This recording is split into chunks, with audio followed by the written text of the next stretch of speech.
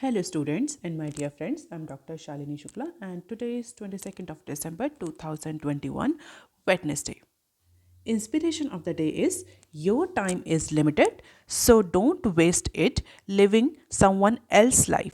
Don't be trapped by dogma, which is living with the results of other people's thinking.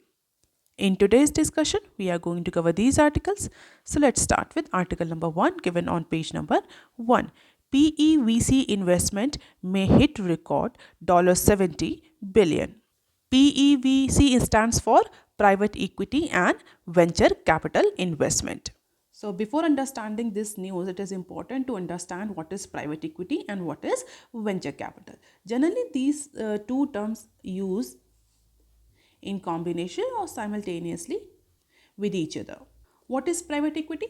Private equity is capital invested in a company or other entity that is not publicly listed or traded in any formal stock exchange. So that investment is called as private equity. What is venture capital? Venture capital is funding given to startups or any other young business that shows potential for long-term growth. So are these two terms are same? No, they are slightly different, but they generally used in combination with each other. Generally, private equity and venture capital investors take more risk exposure in comparison to the other investment forms. Private equity and VC invest in different types and size of the companies, commit different amount of the money and claim different percentage of the equity in the company in which they are actually investing. अगर बहुत basic format में बात करें तो private equity is basically buying the equity share that represent the ownership of or interest in any particular entity that is not publicly listed or that is not publicly traded into any stock exchange. And generally, private equity is a source of investment capital from high net worth individuals and high net worth firms. And these high net worth individuals buy shares of a private company or generally gains control of public company with the intention of taking them private or ultimately delisting them from the public stock exchanges if any particular company is publicly or the share of any company invested company is publicly traded. Venture capital जो होते हैं या जो individual venture capitalist होते हैं they generally give their finance give their money और invest into startup companies और small businesses that have the potential for high growth rate और above average return. Generally, these types of startups are fueled by innovation or by carving out of an industry niche. So generally, these investments are done into innovative types of companies, technological companies, or any other form of lucrative growth potential company. The funding for these types of financing usually comes from the wealthy investors, investment banks, and specialized venture capitalist firms. And one of the very peculiar thing that is associated with venture capitalist is that always investment cannot be financial. Sometimes it can also be offered via technical or managerial expertise. So basically investors providing funds are gambling that the newer company will deliver and will not deteriorate. So both private equity as well as venture capital investors are basically taking more risk exposure. Now come back to the news. So as per the news, private equity and venture capital investments will hit a new high of $70 billion in the calendar year 21. It means the present year according to the projection by Bain and Company. So Ben and company एक consultancy firm है जिसने trend analyse किया है private equity investment का specially pandemic के period में और हम बोल सकते हैं for this current calendar year और इस पर्टिकुलर स्टडी के अकॉर्डिंग जो पीई और वीसी है वो इस फाइनेंशियल ईयर में $70 बिलियन तक पहुंच सकते हैं. Out of these about half has flowed into just 2 sectors. और अगर बात करें $70 बिलियन का प्राइवेट इक्विटी और वेंचर कैपिटल तो उसका आधा इसका आधा केवल और केवल दो सेक्टर ने अटैच किया है, दो सेक्टर ने अट्रैक्ट किया है. What are these two sectors? Consumer technology and IT services and SaaS. So consumer technology, e-commerce, edtech, fintech, it includes all these types of companies, and IT services and SaaS includes software as services or any other IT related company. So these two sectors has actually attracted most of the investment in terms of private equity and venture capital. क्यों, इसका reason भी हम सब अगर analyse करना चाहें तो बहुत आसानी से समझ सकते हैं. पैंडमिक की वजह से जो ऑनलाइन सर्विसेज हैं, एजुकेशन टेक्नोलॉजी की सर्विसेज हैं, फाइनेंशियल टेक्नोलॉजी की सर्विसेज हैं, ई कॉमर्स सर्विसेज हैं, या आईटी रिलेटेड जितनी भी सर्विसेज है, उनका जो यूज़ रेट है वो बहुत ज़्यादा बढ़ा है. क्यों? क्योंकि पैंडमिक में कॉन्टैक्ट से, फिजिकल कॉन्टैक्ट से और किसी भी तरह के physical mode of service delivery से थोड़ा सा रिस्ट्रिक्शन था, जिसकी वजह से individuals have shifted from physical mode of services to online mode. And because of all these reason, consumer technology and IT services segment or the sector has seen a much growth rate in comparison to the previous years, as well as this new normal has also given the impetus to the uses of technology in future as well. अगर आप चाहें तो companies or even customers or individuals, they cannot shift into pre-pandemic like situation. अब online services का, e commerce का, edtech का, fintech का जो यूजेस रेट बढ़ चुका है वो आगे भी कंटिन्यू रहेगा. Individual has to adjust themselves according to the new normal, and that is why these private equity and venture capitalists know there is a huge growth potential into these two sectors, and that is why large amount of the investment has been attracted by these two sectors only. Out of these, one company, Reliance, through funding in Jio and Reliance Retail, dominated the numbers. अगर company की बात करी जाए तो रिलायंस ने सबसे ज़्यादा fund raise किया है. अप्रॉक्सीमेटली 26.5 बिलियन का फंड रेजिंग वेंचर कैपिटल और प्राइवेट इक्विटी के थ्रू केवल और केवल रिलायंस ने अकेले किया है. 70 बिलियन का टोटल हुआ है, जिसमें से 26 या 26.5 हम कह सकते हैं केवल और केवल रिलायंस ने जियो की और रिलायंस रिटेल की फंडिंग के लिए यूज़ किया है, एज पर द एक्सपर्ट और as per this report publish by Bain and company. But this year we don't have even such a big deal. However, we see the trend of overall growth. तो आगे आने वाला जो time है, यानी financial year या हम सब कैलेंडर ईयर 22, इसमें हो सकता है इतनी बड़ी डील ना हो, लेकिन जो ग्रोथ ट्रेंड स्टार्ट हुआ है प्राइवेट इक्विटी और वेंचर कैपिटल में, ये कंटिन्यू रहेगा एज पर द रिपोर्ट.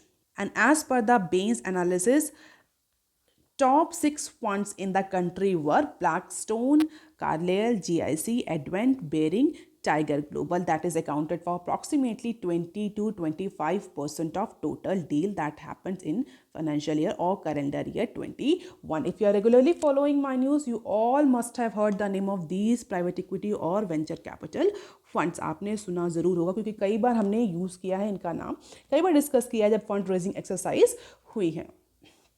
इसके अलावा एक और पेक्यूलर फाइंडिंग जो इस एनालिसिस में निकल कर आई है वो ये रही है कि exit have also shown the Heidi growth in this calendar year. This used to be the area of concern for many global private equity investors and sore issue when it comes to putting more money into India.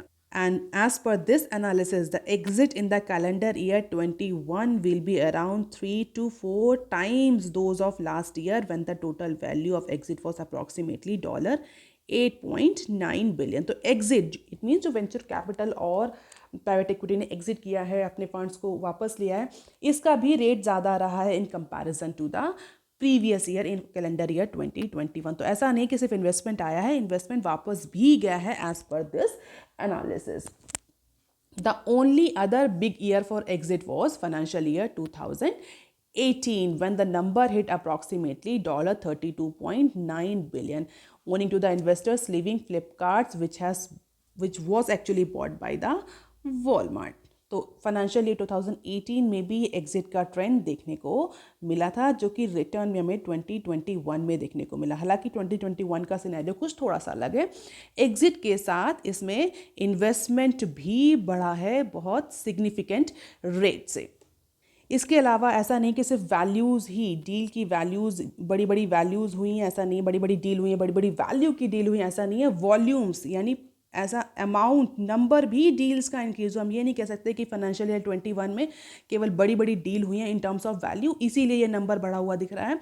Number of और जो volume of deals है in terms of PV और VC, वो भी increase किया है as per this particular deal, and this is the graph on PE and VC investment as well as PE and VC exit। तो हम clearly देख सकते हैं कि कितना, ये blue bar indicates the investment amount and red bar indicates the exit. हालांकि जो इन्वेस्टमेंट है वो पिछले कुछ सालों से हमें ज़्यादा ही दिख रहा है एग्जिट के कंपैरिजन में, और ऐसा एंटिसिपेट किया जा रहा है कि इस बार इस कैलेंडर ईयर में जो जिस रेट से इन्वेस्टमेंट बढ़ा है PE एंड VC का, उतने ही रेट से हमें 3 to 4 टाइम्स जो है वो एग्जिट भी इंक्रीज हुआ है। It means at one hand private equity and venture capitalists are actually investing into the profitable business. On the other hand, they have moved their money, they have taken back their money from few sector or from few segment because of the pandemic, and these are the important fund houses that have actually invested into India, and this is the deal volume for these investors। अब देख लेते हैं article number 2 that is given on page number 6। LIC boost ₹37 trillion AUM before overseas investors। So ahead of its IPO, Life Insurance Corporation of India stock management is actually impressing upon potential global investors the scale and size of insurance behemoth that trumps the size of many economies in the world। If you are regularly following the news analysis, you must be knowing LIC is all on its toes for most awaited initial public offer, और धीरे धीरे उसमें कई सारे changes भी लाए गए। फिर ये अनाउंसमेंट भी हुआ कि जो LIC का IPO होगा वो फॉरेन इन्वेस्टर्स के लिए, ओवरसीज इन्वेस्टर्स के लिए भी ओपन रहेगा। तो एक अच्छे ट्रेड ऑफ के लिए, एक अच्छे वैल्यूएशन के लिए जितने भी मेजर्स हैं वो अडॉप्ट किए जा रहे हैं LIC के टॉप मैनेजमेंट के द्वारा। सो ये न्यूज़ भी इसी से रिलेटेड है। Ahead of its initial public offering, life insurance corporation of India top management is actually trying to impress the global investor by its scale or size of business, जिससे कि जो ओवरसीज इन्वेस्टमेंट है उसमें अच्छा response देखने को मिले। हालांकि जो भी मीटिंग हो रही है ग्लोबल इन्वेस्टर्स से LIC के टॉप मैनेजमेंट की, that is not an open meeting, उसको डिस्क्लोज नहीं किया है। It was a close door meeting with the global investors. The largest asset manager in the company boosted its nearly 37 trillion assets under management, that is 16.6 times that managed by second largest insurer SBI Life। तो जितने भी global investors को basically या overseas investors को LIC invite करना चाह रही है या चाह रही है उसको अच्छा वैल्यूएशन जाए, अच्छा रिस्पांस मिले ओवरसीज से, तो इसीलिए ये क्लोज डोर्स मीटिंग्स हो रही हैं बड़े बड़े ग्लोबल इन्वेस्टर्स के साथ में, जहाँ पर LIC बेसिकली अपने जो असेट साइज़ है, अपना जो बिजनेस है, इंश्योरेंस का अमाउंट है, बड़े बड़े जो फाइनेंशियल्स हैं उनके बारे में प्रेजेंटेशन दे रहे हैं that how well LIC is doing. The asset size of LIC are 1.2 times the net asset of entire Indian mutual fund industry, which had asset under management of approximately 31.43 trillion as of March 31st। और LIC का ये कहना है कि अगर LIC के asset, stand alone assets को देखा जाए, जितना LIC मैनेज करती है वो इंडिया की GDP का 18.7% है, and worth more than the GDP of UAE, Bangladesh, Malaysia, Singapore, Hong Kong, South Korea, New Zealand and Pakistan.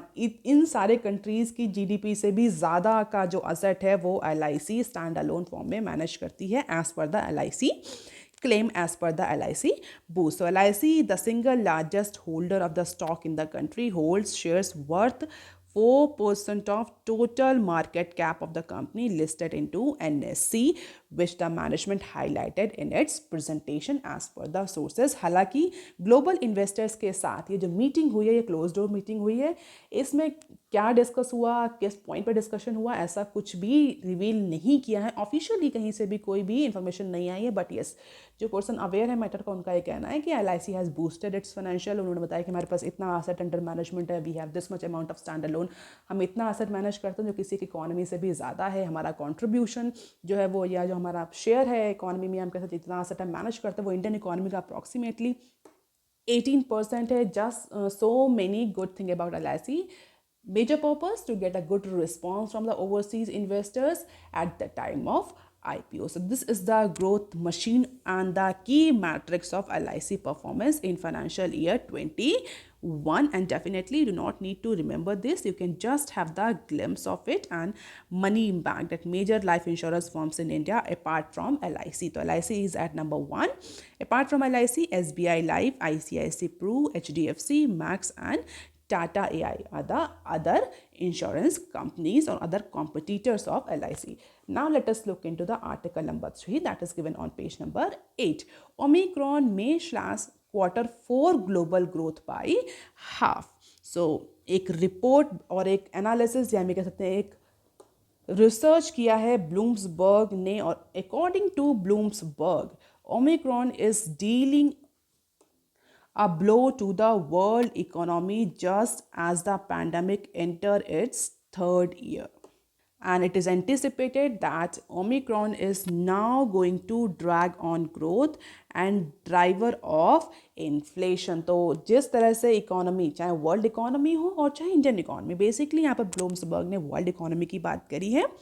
ब्लूम्सबर्ग की स्टडी के अकॉर्डिंग ओमिक्रॉन वायरस जो नया वेरिएंट आया है, इसकी वजह से जो वर्ल्ड है वो थर्ड ईयर के, पैंडेमिक के थर्ड ईयर में एंटर कर रहा है.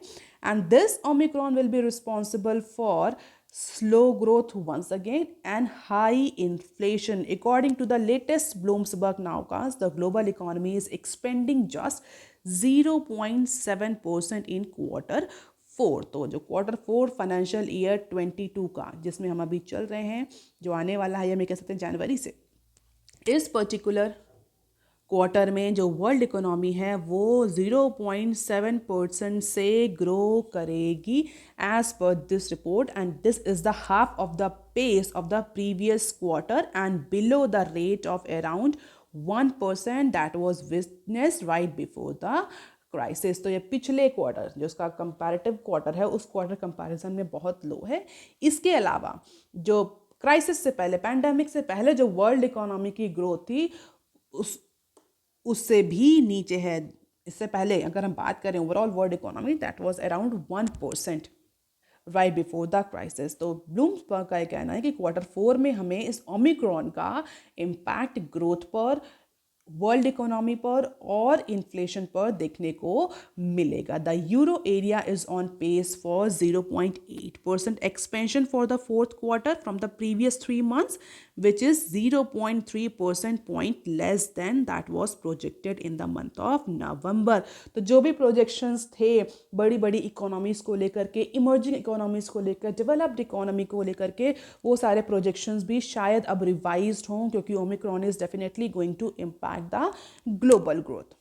जैसा कि यूरो एरिया की बात करी गई कि जो नवंबर में यूरो एरिया के, यूरोपियन कंट्रीज़ के लिए, EU के लिए जो ग्रोथ प्रोजेक्शन थे, उस ग्रोथ प्रोजेक्शन से कम की ग्रोथ यूरो एरिया में देखने को मिलेगी. उस प्रोजेक्शन से कम का एक्सपेंशन यूरो में देखने को मिलेगा इन Q4 of financial year 22. And if we talk about the US has strengthened slightly and is now registering the 1.0% pace. तो 0.7 वर्ल्ड इकोनॉमी के लिए प्रोजेक्शन है, यूरो का 0.8 देखने को मिला है, और जो US है वो थोड़ा सा स्लाइटली बेटर परफॉर्म कर रहा है in comparison to other economies, जहां पर 1.2% का पेस देखने को मिला है in terms of GDP growth. Among the emerging economies, China has weakened to 4.5% rate for this quarter, while Brazil has also slumped to 0.2%. So अगर आप देखें, चाहे वो यूरोपियन कंट्रीज़ हो, चाहे वो US हो, चाहे वो चाइना हो, चाहे वो ब्राज़ील हो, अप्रॉक्सीमेटली डेवलपिंग सभी तरह के कंट्रीज़ पर ओमिक्रॉन का इम्पैक्ट देखने को मिल रहा है, more specifically in Q4 of financial year 22।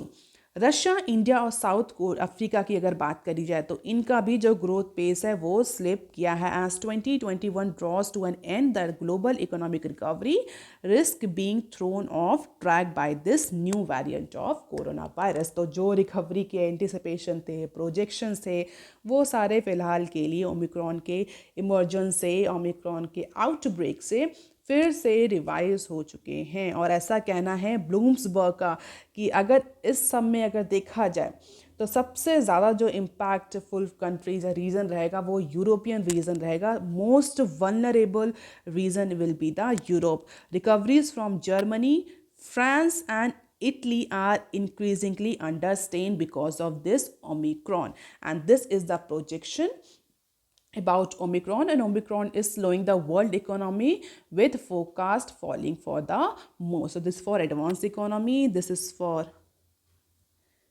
emerging economies, and this is for global recoveries, real GDP year on year basis comparison. So this black bar indicates the US growth pace, orange bar indicates the euro area, and yellow bar indicates the UK growth projection as per the Bloomberg report in Q4 of financial year 22 because of Omicron.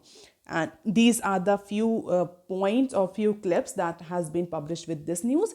Event cancel better than life cancel WHO। तो Omicron variant को लेकर के बहुत सारे जो events हैं, international events हैं, वो कैंसिल हुए, जिस पर WTO का ये कहना है कि जिस तरीके से ओमिक्रॉन स्प्रेड कर रहा है, ऐसा गवर्नमेंट ने, इवन सेंट्रल गवर्नमेंट ने, इंडिया के सेंट्रल गवर्नमेंट ने भी स्टेट्स को वार्न किया है कि 3 टाइम्स ज़्यादा इन्फेक्शन रेट है ओमिक्रॉन का, और स्टेट्स को बोला भी है कि वो प्रिपेयर रहें। इसी को देखते हुए WHO ने भी यही कहा है कि जो इवेंट कैंसिल हो रहे हैं वो बेटर है रादर देन लाइफ कैंसिल हो इंडिविजुअल की because of this new variant of corona virus. Apart from it, AstraZeneca की वैक्सीन जो कि इंडिया में सबसे ज़्यादा लगी है, कोविशील्ड, उसको लेकर भी ये कहा जा रहा है कि कोविशील्ड के से जो एंटीबॉडीज़ बनी हैं वो 3 महीने में वेन आउट हो रही हैं, ख़त्म हो रही हैं। It means there is a need for booster और additional dose for fighting against this Omicron variant. So let us see how Indian government will go on this particular issue of additional or booster dose over the period of time. Now let us look into some other news clips. Value hunters bring indices back in the green. So a day after they registered their sharpest decline in 3 weeks, Indian benchmark indices made a smart recovery on Tuesday. तो Tuesday को, Monday mayhem के बाद Tuesday को India के जो benchmark indices हैं उनमें recovery देखने को मिली on the back of value buying, positive global cues and positive news on the efficacy of vaccine। हालांकि सेल ऑफ प्रेशर जो है वो अभी भी कंटिन्यू है, बहुत ज़्यादा रिलैक्सेशन नहीं है, अनसर्टनिटी बनी हुई है ओमिक्रॉन को लेकर के, क्योंकि मिक्स न्यूज़ आ रही है। वैक्सीन एफिकेसी को लेकर भी अगर हम देखें तो मिक्स न्यूज़ आ रही है। वायरस के जो नया वेरिएंट आया उसके इम्पैक्ट को भी लेकर के कई सारे मिक्स डिक्लेरेशन है। हालांकि मॉडर्ना ने भी ये बोला है कि Moderna is already with the booster dose as we have discussed yesterday, and because of all this positive news थोड़ा सा इंडिया का जो बेंचमार्क इंडाइसेस है वो बढ़ा। अगर बेंचमार्क इंडाइसेस सेंसेक्स की बात करें तो 0.9% का ग्रोथ रेट देखने को मिला, whereas Nifty has also gained the 0.9%। So sectoral performer metal, consumer durables और टेलीकॉम सेक्टर्स रहे। अगर गेनर्स की बात करें कंपनीज की तो HCL technology, Wipro and Tata steel were the top gainers on Tuesday rally. अब देख लेते हैं next clip. Snapdeal files IPO papers to raise ₹1,250 crore via fresh issue. So SoftBank backed Snapdeal has finally filed its draft red herring prospect. ये आप याद रखेंगे, कई बार हम डिस्कस भी कर चुके हैं draft red herring prospects, prospectus. This is also called as DRHP. Why this DRHP? For going for IPO. तो आईपीओ में जाने के लिए जो भी कंपनी पब्लिक लिस्टेड होना चाहती है, अपने शेयर्स को पब्लिकली करना चाहती है, उसको सारे रूल्स रेगुलेशन को फॉलो करते हुए draft red herring prospectus file करना होता है with the regulators. So after the approval they can go for public issue, they can go for initial public offering. तो आईपीओ लाने के लिए सॉफ्ट बैंक जो बैंक स्नैपडील कंपनी है, e commerce company, they have now going to raise a fund of approximately 1,250 crore via issue of fresh equity shares. तो fresh equity share issue करने के लिए स्नैपडील ने अपना एप्लीकेशन फाइल कर दिया है। Although जो कंपनी के प्रमोटर्स हैं, they are not going to sell their shares, there will be offer for sale up to 30.77 million equity shares by existing shareholders. लेकिन जो कंपनी के प्रमोटर्स हैं, they are not going to sell their shares. इसके अलावा जो venture capital और private equity investors हैं वो भी अपना शेयर नहीं निकालेंगे. So definitely it will be the fresh issue of equity shares for raising the fund. तो जो 71 इंपॉर्टेंट शेयर होल्डर्स हैं उसमें से अप्रॉक्सीमेटली 8 से 9 शेयर होल्डर्स स्नैपडील के अपना शेयर नहीं सेल करेंगे. हालांकि रिमेनिंग कुछ ने बोला है कि if they want they can, company want they can sell their और they can offload their shares. अब देख लेते हैं next clip. Chip Crunch auto parts firms stare at ₹1K crore loss. तो चिप और सेमीकंडक्टर चिप के shortage की वजह से ऑटोमोबाइल इंडस्ट्री तो अफेक्ट हुई ही है, हमने डिस्कस भी किया है. सेल बहुत ज़्यादा डाउन है. इवन पिछले साल के कंपैरिजन में भी इस साल जो सेल है वो अच्छी नहीं रही है. इसके अलावा जो डोमेस्टिक ऑटो कंपोनेंट इंडस्ट्री है वो भी सफ़र कर रही है. As per the recent data, the domestic auto companies industry does not expect a respite from ongoing shortage of the semiconductor and persisting inflationary trend in the commodity price anytime soon. हालांकि government ने, central government ने, union government ने chip making को, chip assembly को, chip designing को लेकर के एक स्कीम और एक पैकेज भी लाया है, एक अच्छे सफिशेंट अमाउंट का, जिसमें डिज़ाइनिंग, मैन्युफैक्चरिंग, असेंबलिंग, हर तरह के वैल्यू चेन पर गवर्नमेंट ने इंसेंटिव प्रोवाइड किया है just to boost up the production of chip in the domestic territory of India. लेकिन उसको रियलाइज होने में डेफिनेटली टाइम लगेगा. और एज पर द इंडस्ट्री और as per the auto part industry experts, this chip shortage is not going to resolve soon. और जो inflationary trend हमें देखने को मिल रहा है ऑटोमोबाइल के पार्ट्स में और ऑटोमोबाइल के फाइनल प्रोडक्ट्स में, वो फिलहाल के लिए अभी कंटिन्यू रहेगा. और अगर चिप शॉर्टेज की बात करी जाए तो चिप शॉर्टेज की वजह से जो ऑटो पार्ट्स की फर्म्स हैं, they are seeing approximately 1,000 crore loss for this financial year. अब देख लेते हैं next clip. Recent correction in markets hurt the retail investors the most. Recent correction in equity market has actually impacted the retail investor. Retail investor means छोटे छोटे जो investors हैं, individual investors, तो जो बहुत ज़्यादा बड़ी डील नहीं करते, बड़ा अमाउंट इन्वेस्ट नहीं करते. तो रीसेंट जो करेक्शन हुए इक्विटी मार्केट में उसका इम्पैक्ट हमें रिटेल इन्वेस्टर्स पर देखने को मिला है. The retail market capitalisation in the total listed universe has reduced by 1.81 trillion or 9% from all-time high the Sensex hit on October 18. And if one consider the domestic market cap, that is retail plus domestic institutional investor DII, the figure comes to 5.1 trillion, a decline of approximately 9.2% into the domestic market cap. और अगर हम DII की बात करें, domestic institutional investors की बात करें, तो generally domestic institutional investors include the insurance companies and mutual funds companies. और यही जो कंपनीज हैं, they actually are the money manager for whom? For retail investors. और सबसे ज़्यादा इम्पैक्ट इन्हीं पर पड़ा है, DIIs पर. और उससे इवेंचुअली कौन इम्पैक्ट होने वाला है, उससे इम्पैक्ट होने वाले हैं स्मॉल इन्वेस्टर्स और retail investor in equity segment as per the new market correction. तो जो मार्केट कैप में फॉल देखने को मिल रहा है, रिडक्शन देखने को मिल रहा है, उसका इम्पैक्ट बड़े लार्ज इन्वेस्टर्स पर बहुत ज़्यादा नहीं पड़ने वाला है एज पर दिस न्यूज़। अब देख लेते हैं next clip. Crude oil prices can hit $100 पर बैरल इन 2022 एनालिस्ट।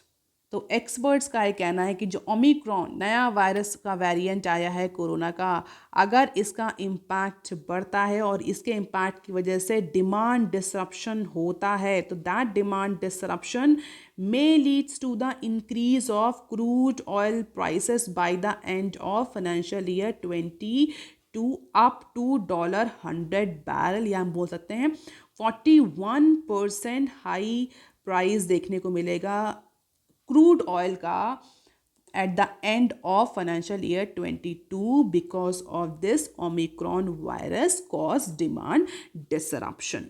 और एक्सपर्ट्स और एनालिस्ट का कहना है कि जिस तरह से ओमिक्रॉन का इम्पैक्ट पड़ रहा है, तो उसको देखते हुए कहना थोड़ा सा आसान होगा कि फर्स्ट हाफ में जो आगे आने वाला कैलेंडर ईयर है उसके फर्स्ट हाफ में हमें ओमिक्रॉन का इम्पैक्ट या उससे रिलेटेड जो रिस्ट्रिक्शंस हैं उनका इम्पैक्ट इकोनॉमी में देखने को मिलेगा, जैसा कि अभी हमने पहले न्यूज़ में भी डिस्कस किया था कि Q4 में, यानी Q4 में हमें एक जो ग्लोबल इकोनॉमी है वो स्लो डाउन होती हुई दिखेगी because of the Omicron as per the Bloomberg study. इसके अलावा एक्सपर्ट का कहना है कि Q4 of financial year 22 and Q1 of financial year 23, these 2 quarters will see the impact of Omicron and the restriction imposed by the government on the spread of Omicron, for the spread of Omicron। तो उसका impact हमें फिलहाल first half में देखने को मिलेगा। Governments और the state governments और the local governments will tighten the measures to contain the spread of new variant, और उसका सीधा इम्पैक्ट हमें डिमांड और सप्लाई के डिस्ट्रप्शन के फॉर्म में दिखेगा, and that may leads to the increase of crude oil prices up to $100 barrel. तो अभी फ़िलहाल के लिए इंडिया को कोई रिलैक्सेशन नहीं मिलने वाला है क्रूड ऑयल के प्राइसेस से, और इसका सीधा मतलब ये है कि अगर क्रूड ऑयल का प्राइस बढ़ेगा तो इंडिया में जो CPI और WPI जो ऑलरेडी शूट कर रही है वो और ज़्यादा इंक्रीज होगी for upcoming quarter. So let us see how government और RBI will take measure on it. So that is all for today, students. If you want lecture PDF, you can join my Telegram channel. You can also follow me on other social media platforms. If you have any query and suggestion, you can write on comment section below. Please like, share and subscribe. Thank you.